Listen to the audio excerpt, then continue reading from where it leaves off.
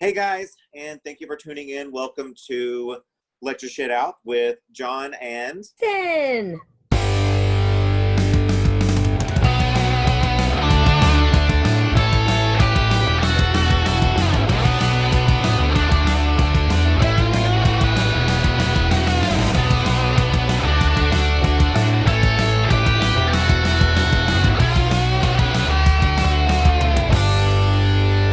It's hot as shit.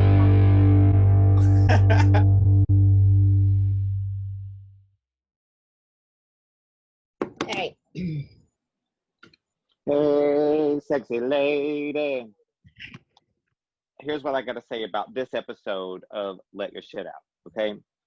We have a guy, his name is Todd Mueller, just like, the Bueller's Day Out, which is an entrepreneur, but he's also a numismatist. We're going to find out what that is in just a second. Hello, Todd. Going on? That's a damn good beard. Damn good beard. Yeah.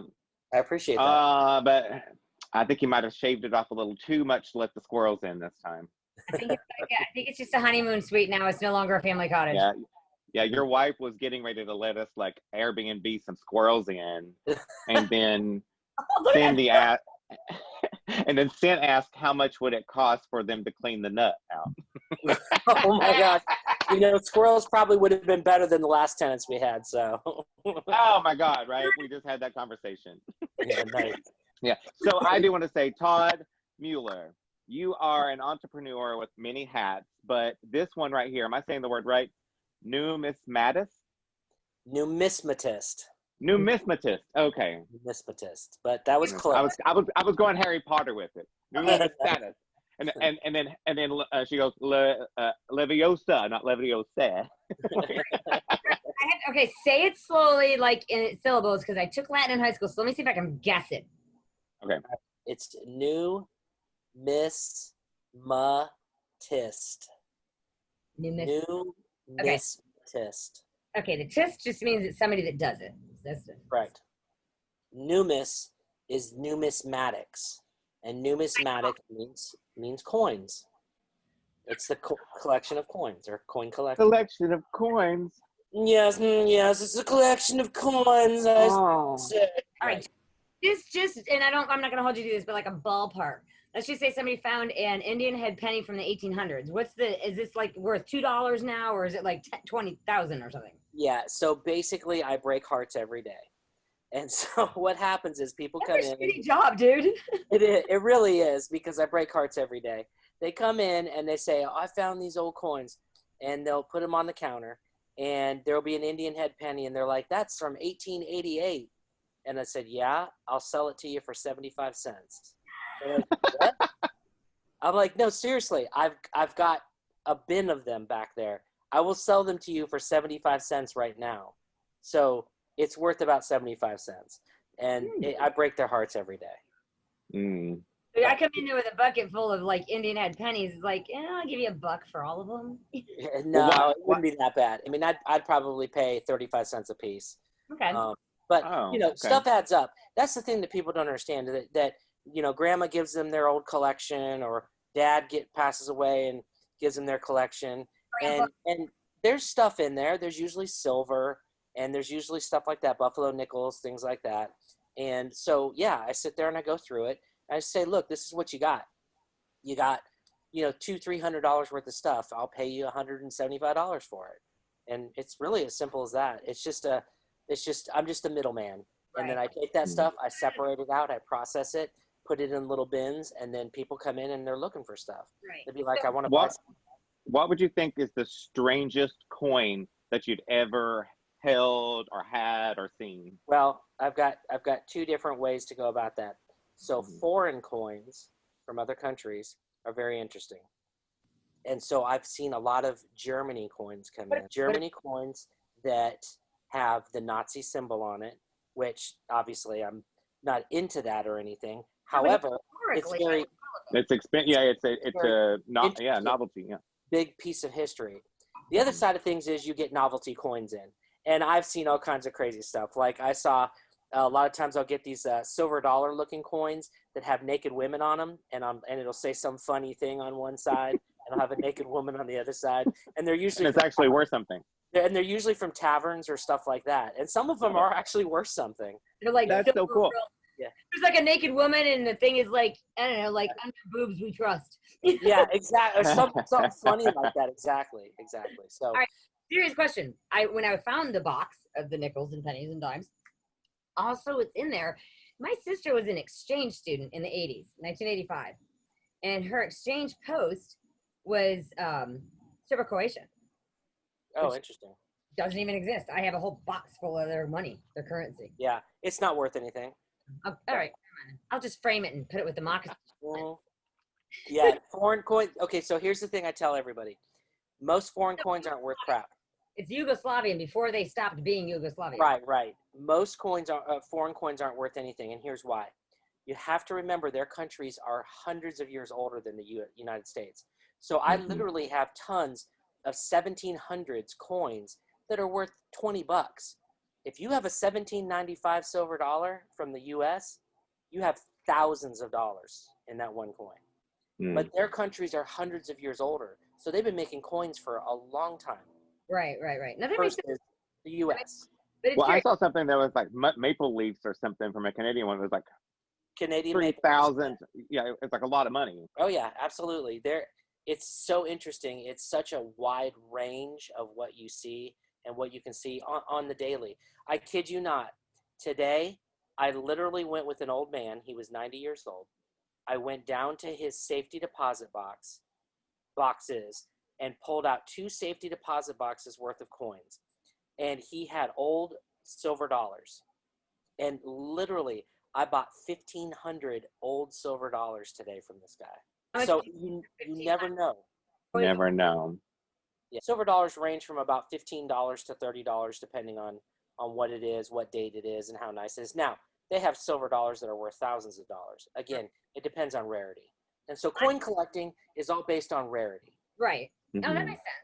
So I'm going to find the plastic box because there's all sorts of silver dollars and Susan B. Anthony dollars in gold. Right. Yeah, absolutely. There could be all kinds of stuff in there. You just never know.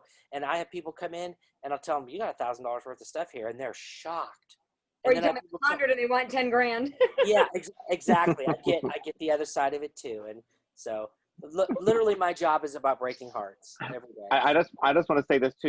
Your wife gave us a couple of T-shirts on there, so they are going to be probably flashed up there. If you want to know what Todd's about, talk about coins, and there's another one. So you also do like the cards, right? Yes. So like you specialize in Pokemon, right? Here's a rundown of exactly what we do. So we have one business structure as far as a shop. But what we do is we do coins, we do sports cards, and we do gaming. So what the gaming entails, the gaming is our company called Gulf Coast Hobby. And it's gulfcoasthobby.com. And it goes straight to a website of ours where we list lots of gaming cards. Gaming cards are cards like Magic the Gathering and Pokemon. Pokemon is super hot right now. Super hot. Say I it thought again. Pokemon died a couple years ago. Like I remember It did not. What reinstated it was Pokemon Go on your phone. You know, I think a lot of people died because they were doing that on the phone or running right into the road I think into you're traffic. absolutely right. You're absolutely right. That's funny. Bam. So we do gaming and then we do sports cards. Sports cards are baseball, football, basketball, hockey, and they have all kinds of old cards, new boxes, and people come in and they open this product and they try to get the newest rookie or sometimes they buy already graded cards. We're heavily into the grading services. Grading is where you send off a card to a third-party service, a company like PSA, and PSA takes a card, they review it, and they encapsulate it in a hard holder and tell you what grade it is on the top. And then they send it back to you, and you pay a fee for that. But it makes your card more valuable. Right, because the time you send the card in there, whatever condition it's in, it stays in that condition. It stays in that condition forever. Right, you're absolutely right, Cindy. All right, so I have a question. How many other families does this happen to? How many kids, husbands, sons come in and say, my mom threw out all my baseball cards? Oh my gosh, we hear it all the time. It's so funny. My stepdad had 7 of those like file storage boxes full of every baseball card since he was a kid, and he's 70. I'm Mhm. sure there was some in there that were worth a shit ton of money. He said they were Oh, all. I'm sure there were. Yeah, we My get it mom- all. No, listen. She threw them away. Yeah, no, listen. It was my mom that collected everything. Like my Mm. mom had like Eric I've heard Davis, that all those too. people from the ball cards. She had Michael Jordan. She had them like framed in those little clear plastic plaque things, his like Oh, yeah. MVP cards and all that. And she also had a Michael Jordan baseball rookie card or whatever, like when he played baseball that time. Oh, You know, yeah. she had Absolutely. all of these, and then there was like this flood, and then like in the storage stuff, and I don't know what she still has, what she doesn't have, but she just like she was holding on to it, thinking it's just going to build, and me and my sister going sell, and she's like, Well, no. I'll tell you a little known fact about me that I actually started a baseball card shop when I was 13 years old. Like a true like retail shop. True retail shop. So my dad had a Honda shop, Oh. Honda motorcycles, and they had an extra room, and so I set up in there, had glass cases, had my cards and all this stuff. Anyways, my dad ends up going out of business for real.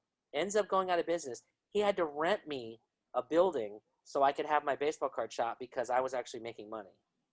Wow. Because I was only 15 at the time, and I Yeah. couldn't sign a lease. Yeah, you couldn't sign a lease. Yeah. Right.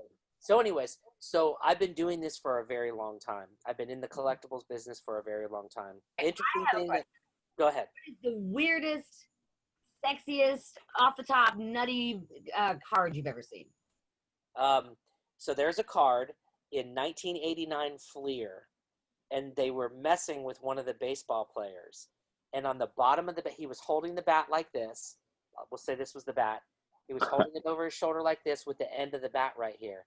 And they wrote the word fuckface on the end of the bat. Oh, and no! And they actually printed the card. So they have 3 versions of the card. They have the version with that on it. They have the version where it's got a scribbled out in black. And then they have a version with the white box over it. Believe it or not. For Photoshop. Right. Todd, would you like to plug some of your businesses? Just tell us the websites and what you do. Absolutely. Absolutely. All right. So we have my business, which is Spanish Fort Golden Coin. So it's SpanishFortCoins.com. And I have my Instagram feed on there as well. Of course, my Instagram ID is Spanish Fort Coins. I'm also starting up a sports card shop in Panama City Beach that eventually we're going to get up and running in a couple years.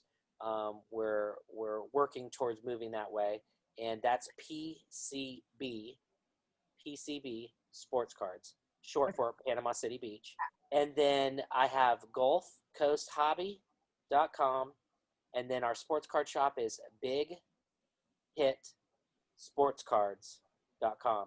And so what the big hit means, just to give a little background so everybody understands, when you're sitting there opening a box of cards and you hit a $1,000 card, it's a big hit. Right. So we named our company Big Hit Sports Cards. That's cool. Yeah. Like, like finding the fuckface card. Yeah, Mhm. exactly. Yeah, no doubt. Yeah. Awesome. That's awesome. So did you have any other questions you want to ask me before I move on to my other topic of the day? Go for it. You rock and roll. All right. So before I get into my big topic, this one is, did you know that it's now a thing in California that people are doing DIY firefighting? I mean, you know it's bad there, you know, a lot of the time. I did not know especially in the summers.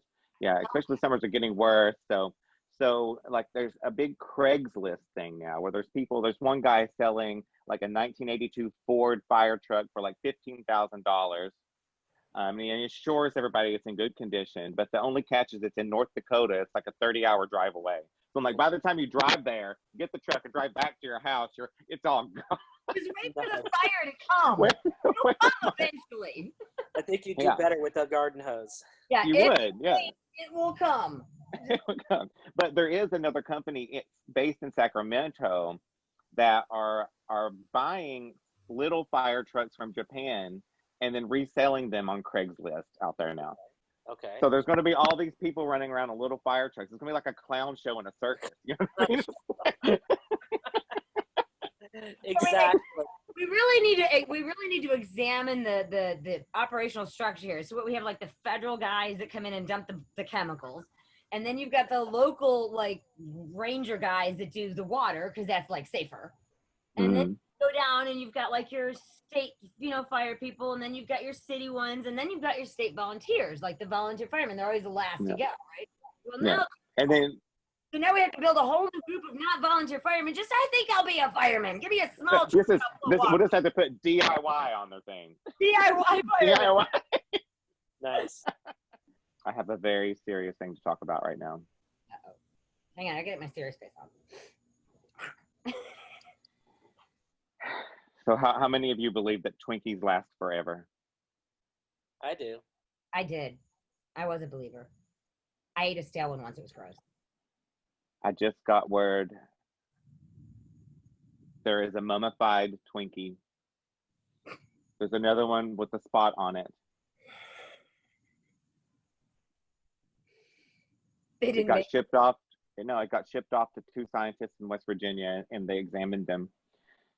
The belief is in West Virginia. That's where I think it came from Maine. A guy from Maine sent it down because it vacuum sealed it in. Kate's going to show you the picture. Well, you've seen it, Cindy. You'll have to see it after this is over, Todd. It's very serious. I mean, we're going to have to like refilm Zombieland with Woody Harrelson's like Twinkie look, because like they're not going to make it. It's literally a 46-day shelf life. No, That's it. I don't believe it. I've seen them like years old. I had a grandmother who never threw anything away, and we had 14 grandkids. So every once in a while, you'd find that box of Twinkies in the back of the pantry that got missed at the like 4 Christmases before.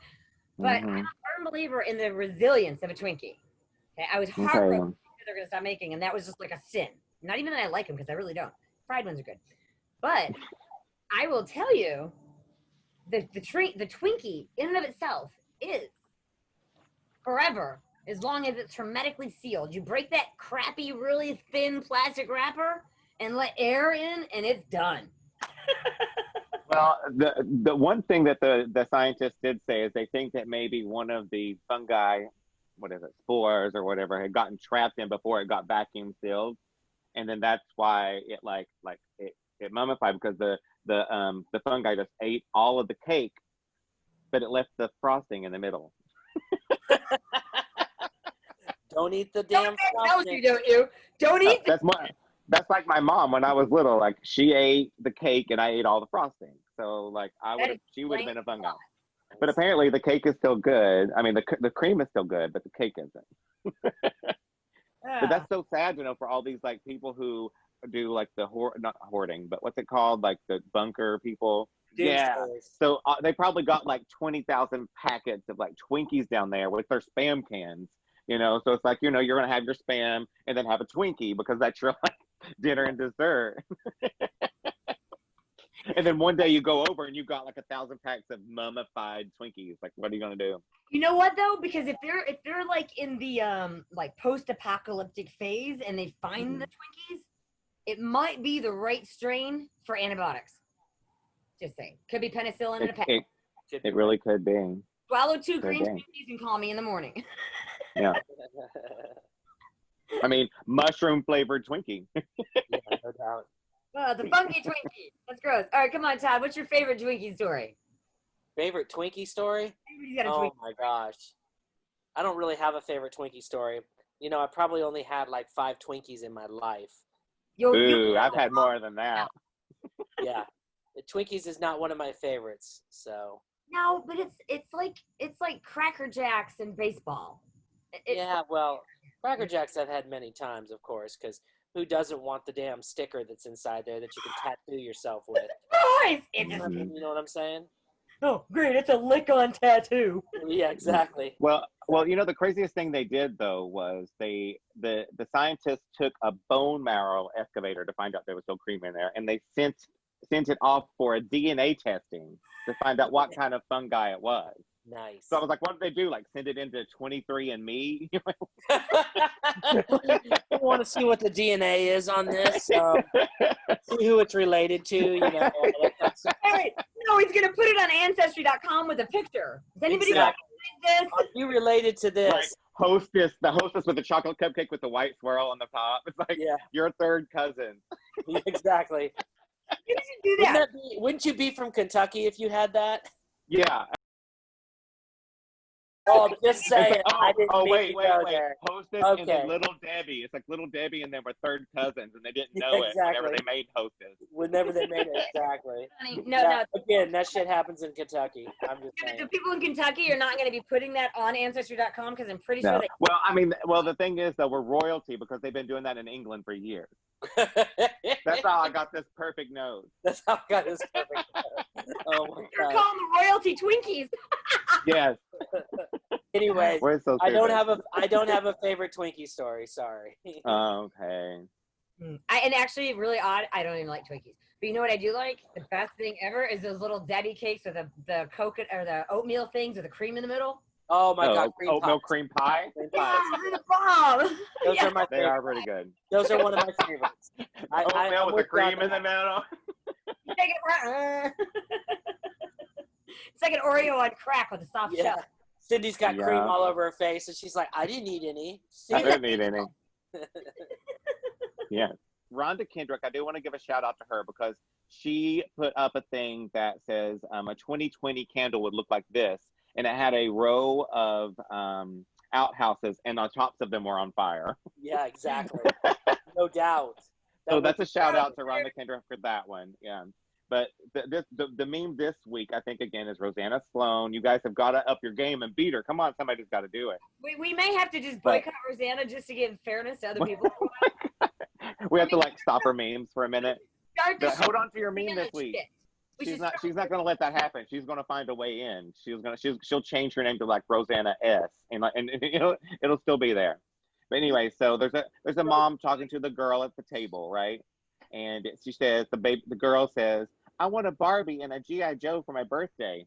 And the mom goes, "Doesn't Barbie come with Ken?" And the girl goes, "No, she comes with G.I. Joe. She fakes it with Ken." Oh my gosh. Oh my gosh.